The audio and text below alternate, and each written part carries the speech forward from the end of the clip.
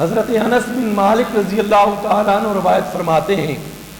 کہ میں نے جناب رسالت مآب صلی اللہ علیہ وآلہ وسلم کے پاس 10 سال رہا، میں آپ کے خادم کی حیثیت سے رہا، آپ کے خدمتگار کی حیثیت سے میں رہا۔ 10 سال میں جو کام میں نے کیا، رسالت مآب صلی اللہ علیہ وآلہ وسلم نے مجھے کبھی بھی نہیں پوچھا کہ یہ کام تو نے کیوں کیا، جو میں نے کر دیا بس کر دیا۔ آپ فرماتے ہیں جو کام میں نے نہیں کیا، ان 10 سالوں میں رسالت مآب صلی اللہ علیہ وآلہ وسلم نے مجھے کبھی یہ ارشاد نہیں فرمایا کہ یہ کام تو نے کیوں نہیں کیا۔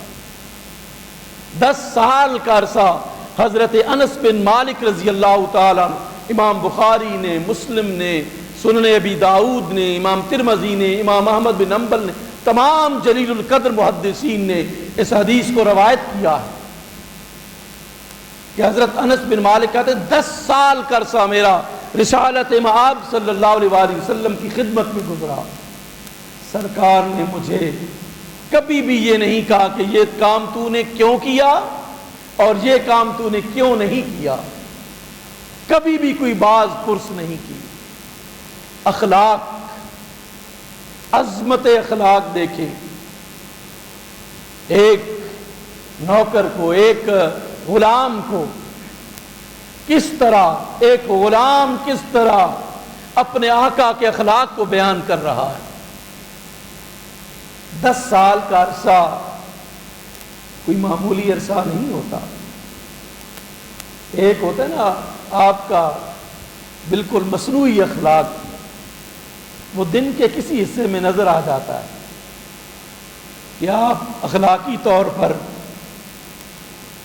اس سطح پر ہیں کہ کیا یہ اخلاق آپ کی فطرت کا حصہ ہے یا آرٹیفیشل ہے، یہ سارا مصنوعی ہے یہ سارا۔ حضرت انس بن مالک صبح سے لے کر شام تک اور ہر وقت جب رسالت مآب صلی اللہ علیہ وآلہ وسلم کی ذات کے ساتھ ایک خادم کی حیثیت سے رہتے، 10 سال میں کبھی بھی کوئی ایسا موقع نہیں آیا کہ رسالت مآب صلی اللہ علیہ وآلہ وسلم نے مجھے ڈانٹا ہو، کبھی بھی ایسا موقع نہیں۔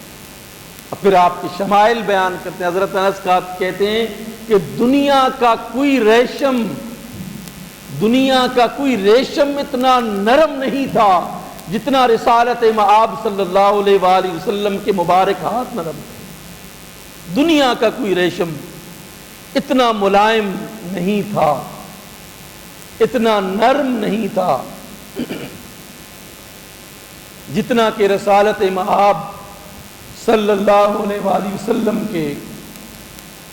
مبارک ہاتھ نرم تھے۔ پھر